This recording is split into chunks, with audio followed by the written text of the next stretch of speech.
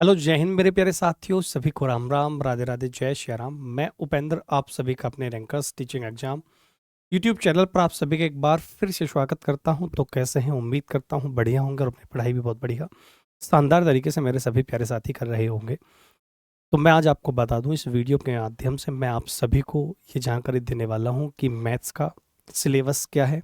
1 to 5th, PRT 6 to 8 और 9-10 वालों को क्या पढ़ना है, क्या नहीं पढ़ना है, एक सिलेबस के साथ और आपको बेहतर स्ट्रेटजी के साथ हम आपको इस वीडियो के माध्यम से बताएंगे कि कैसे आप मैथ्स में बेहतर स्कोर कर सकते हैं।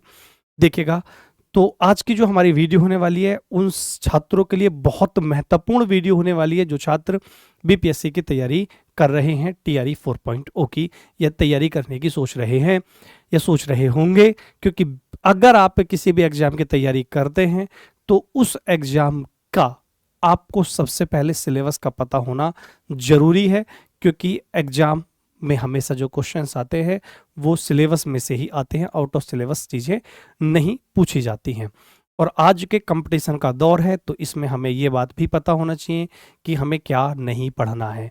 ये तो पता होना चाहिए कि क्या पढ़ना है, लेकिन उससे ज़्यादा महत्वपूर्ण बात यह है कि ये भी पता होना चाहिए हमें कि हमें क्या नहीं पढ़ना है। ठीक है, चलिएगा, तो इसी क्रम में आगे बढ़ते हैं। अगर मैं बात करूं बीपीएससी की, बिहार पब्लिक सर्विस कमीशन, जो टीचर्स के लिए आपकी वैकेंसी आती हैं, टीआरई 4.0 की अनाउंस हो चुका है, सिलेबस आपका आ चुका है और आपका ये भी बता दिया गया है कि आपका एग्ज़ाम कब होगा और उसका रिजल्ट कब दिया जाएगा। तो बता दिया गया कि सितंबर अक्टूबर में आपका एग्ज़ाम का रिजल्ट दे दिया जाएगा, जुलाई के आसपास आपका एग्ज़ाम होगा। तो जिसमें अगर हम बात करें बीपीएससी के क्लास 1-2, अगर मैं 5th की बात करूं तो इसमें आपके 150 क्वेश्चंस आते हैं, जिसमें आपके 2.5 घंटे का समय होता है। अगर इसमें पार्ट 1 की बात करें लैंग्वेज की, तो 8 क्वेश्चंस आपके इंग्लिश के होते हैं और 22 क्वेश्चंस जो होते हैं आपके वो हिंदी, उर्दू या बंगाली भाषा, किसी भी भाषा में से चूज करने होते हैं। ठीक है, पार्ट 2 की बात करें तो आपके जनरल स्टडीज जो सामान्य अध्ययन है, यहाँ से अगर हम बात करें तो 32 क्वेश्चंस होते हैं जो आपके मैथ्स के पूछे जाते हैं, 16 क्वेश्चंस आपके रीजनिंग के पूछे जाते हैं, करंट अफेयर्स के आपके 16 क्वेश्चन, हिस्ट्री के 17 क्वेश्चन, पॉलिटी के 9 क्वेश्चन और साइंस के 23 क्वेश्चंस आपने से पूछे जाते हैं। अगर हम बात करें तो मैंने आपको ये भी बता दिया कि भाई मैथ्स के 32 क्वेश्चंस, पीआरटी मतलब आपके 1 to 5th के लिए आपको ये मैंने बातें बताई हैं। तो इसका मतलब मैथ्स का भी आपके पीआरटी वालों के लिए बहुत बड़ी भूमिका निभाता है, क्योंकि 32 क्वेश्चंस मैथ के अपने आप में मायने रखते हैं और रीजनिंग के भी आपके 16 क्वेश्चंस पूछे जाते हैं। तो ये आपका लेखा जोखा है जो मैंने आपको बताया। बीपीएससी की अगर हम बात करें 6 to 8 की, 9-10 की, 11-12 की, जिसमें आपके 150 क्वेश्चंस, 2.5 घंटे का समय होता है, जिसमें आपके पार्ट 1 अगर मैं लैंग्वेज की बात करूं तो वही क्वेश्चंस 8 क्वेश्चंस इंग्लिश के और आपके 22 क्वेश्चन हिंदी वगैरह जो भी आपकी लैंग्वेज हो चूज करोगे उसके।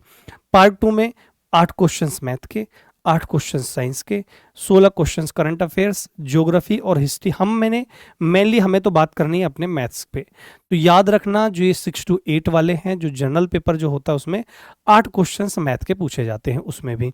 ठीक है, अगर मैं पार्ट 3 मतलब अगर मैं 6 to 8 की बात करूं मैथ और साइंस की, जिसमें आपके 80 क्वेश्चंस पूछे जाते हैं, 80 में से 40 क्वेश्चन आपके मैथ के पूछे जाते हैं और 40 क्वेश्चन आपके साइंस के पूछे जाते हैं। और मैथ्स को भी हम 2 पार्ट में डिवाइड कर देते हैं, एक अरिथमेटिक मतलब सर एक आपका अंगणित और दूसरा सर हमारा एडवांस मैथ्स। ठीक है, अगर मैं एडवांस मैथ्स की बात करूं तो 6 to 8 वाले जितने भी मेरे प्यारे छात्र हैं, 40 क्वेश्चंस में से आप ये मान के चलो कि आपके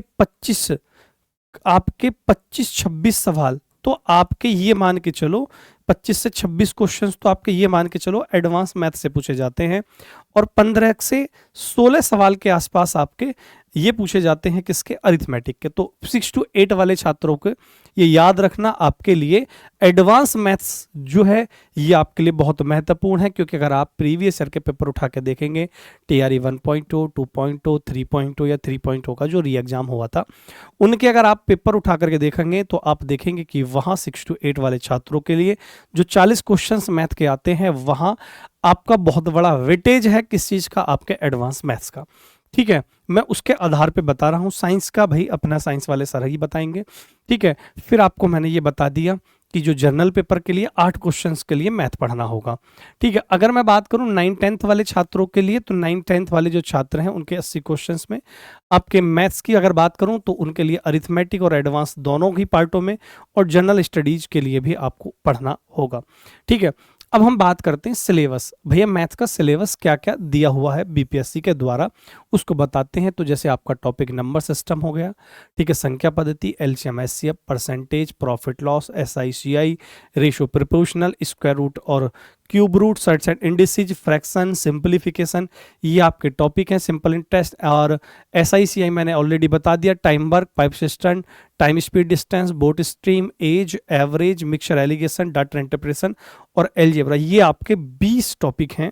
और 20 के बाद अगर मैं बात करूं आपकी मेंसुरेशन, चाहे वो मेंसुरेशन 2D हो चाहे मेंसुरेशन 3D हो, वो पढ़नी होगी।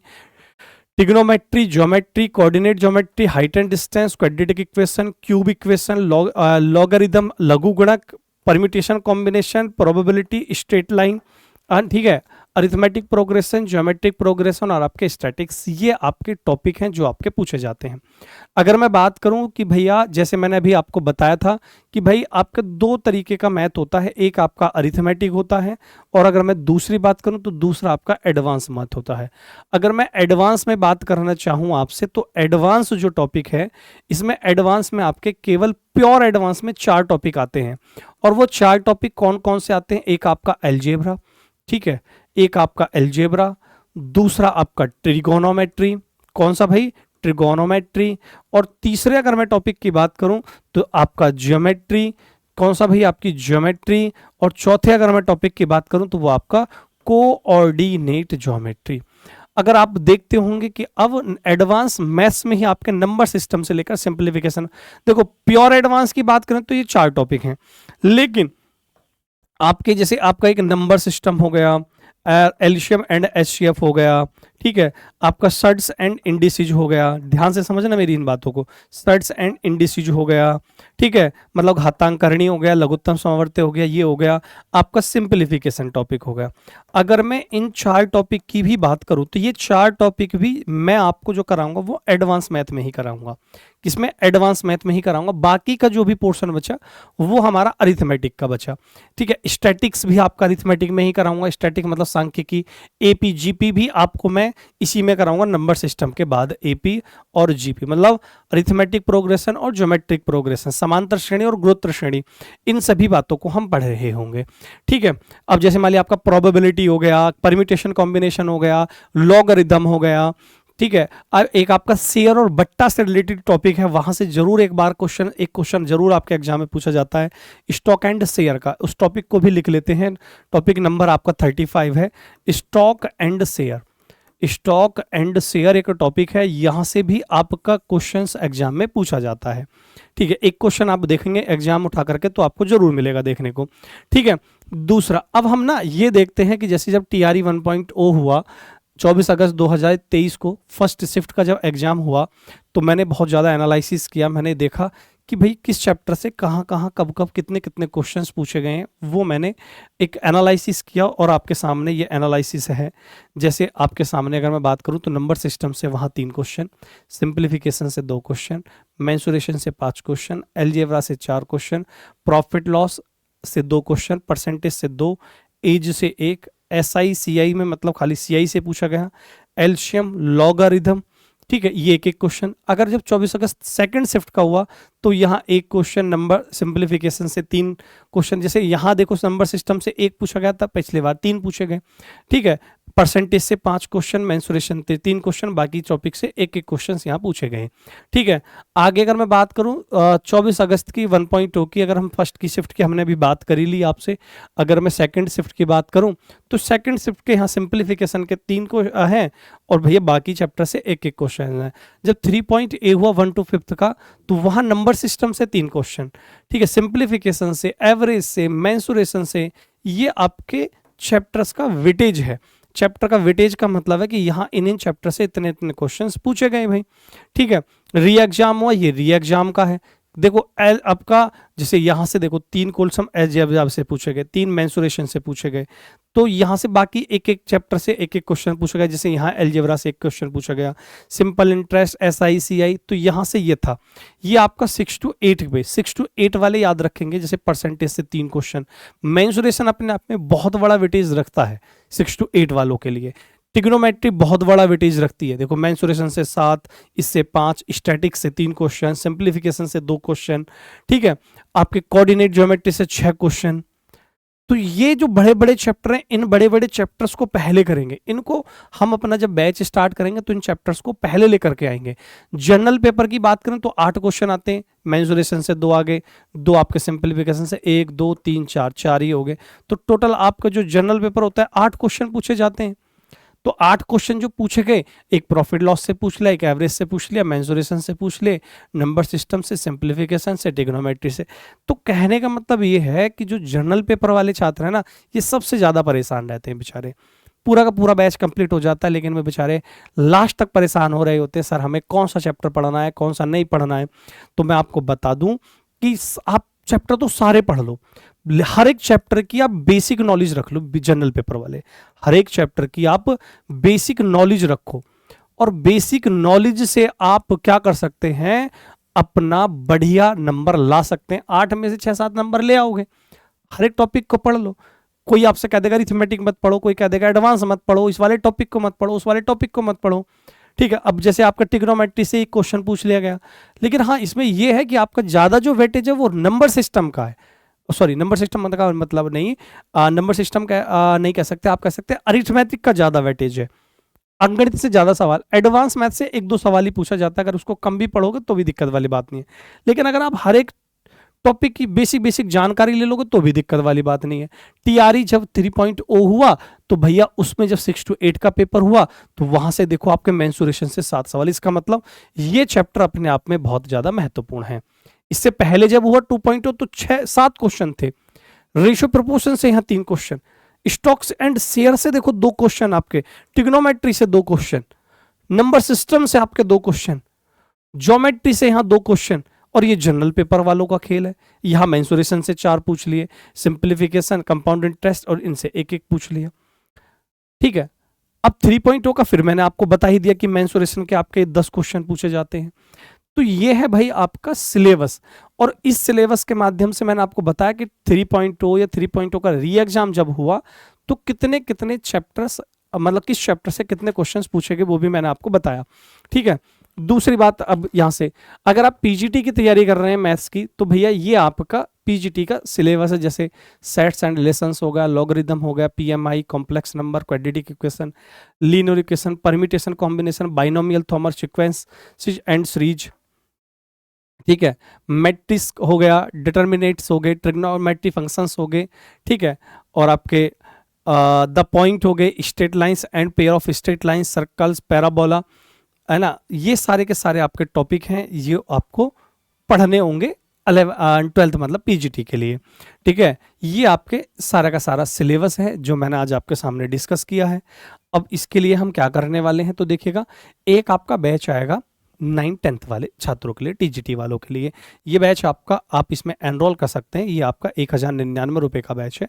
12 महीने की इसकी वैलिडिटी होगी। कंप्लीट इसमें आपको पीडीएफ मिलेगी, फ्री पीडीएफ मिलेगी। इसमें आपको क्या क्या मिलने वाला है, लाइव क्लासेज, जो आपकी क्लासेज लाइव होंगी वो, और उनको आप रिकॉर्डेड फॉर्म में जितना भी बार मन करे उतनी बार देख सकते हैं। Topic wise MCQ, multiple choice question. जैसे ही मान ली आपका टॉपिक नंबर सिस्टम कंप्लीट हुआ तो इसके मान ली हर एक चैप्टर के आपको कम से कम 50 क्वेश्चन तो आपको दिए जाएंगे, आप जिसे कि प्रैक्टिस कर सकें, ठीक है। क्लास जो पढ़ाई जाएगी उसकी पीडीएफ होगी। आपके डाउट क्लास, एक सप्ताह में एक क्लास डाउट क्लास लगाएंगे। मान ली जैसे मंडे टू फ्राइडे तक पढ़ा दी, सैटरडे में आपकी डाउट क्लास रख दी, या संडे में आपकी डाउट क्लास रख दी, ठीक है। और आपके मॉक टेस्ट आपके एप्लीकेशन पर आपको फ्री ऑफ कॉस्ट दिए जाएंगे यदि आप हमारे इस बैच से जुड़ जाते हैं। इसमें आपको मैथ्स के साथ साथ जो लैंग्वेज है आपकी वो, जीएस, और आपका जो सब्जेक्ट आपका मैथ है तो मान ली मैथ मिलेगा ही मिलेगा इसमें। तो ये आपका बैच है, यहाँ से आप एनरोल कर सकते हैं, आप जाकर के आरजी विक्रमजीत एप्लीकेशन पर, ठीक है। अगर आपको कोई दिक्कत परेशानी होती है तो 8506003399 पर आप जाकर के यहाँ कॉल करके अपनी समस्या को पूछ सकते हैं, जो भी अगर आपकी समस्या आती है। यदि आप 6 to 8 की तैयारी करते हैं और आप छात्र हैं मैथ और साइंस के। अगर आपको मैथ और साइंस पढ़नी है तो जिसमें आपको भैया 3 महारथी साइंस के और मैं मैथ्स आपको पढ़ाऊंगा, जिसमें आपको लाइव क्लासेज मिलेगी, रिकॉर्डेड क्लासेज मिलेगी, टॉपिक वाइज एमसीक्यू में मिलेंगे, क्लास पीडीएफ मिलेगी, डाउट क्लास मिलेगी और बैक टेस्ट मिलेंगे। ये आपके लिए, ये आपका 999 कोर्स है। इसकी वैलिडिटी भी आपकी 12 महीने की है। अगर आप अपने बीपीएससी में झंडा गाड़ना चाहते हैं, एक सिलेक्शन पक्का करना चाहते हैं, एक सीट लेना चाहते हैं और आप सरकारी शिक्षक बनना चाहते हैं, तो आप इन बैचेस से हमारे जुड़ सकते हैं, जिसमें आपको बेहतरीन गाइडेंस मिलेगा, बेहतर कंटेंट मिलेगा और बेहतर आपको प्रैक्टिस के लिए आपको पीडीएफ प्रोवाइड की जाएगी जैसे ही चैप्टर कंप्लीट होगा, और आपको फ्री मॉक टेस्ट दिए जाएंगे जैसे ही आप हर संडे आप एक अपना मॉक टेस्ट यहाँ से लगा सकते हैं। ठीक है, ये कैसी लगी वीडियो कमेंट करके जरूर बताएं और अपना ख्याल रखिएगा। टेक केयर, बाय बाय, जय हिंद प्यारे साथियों।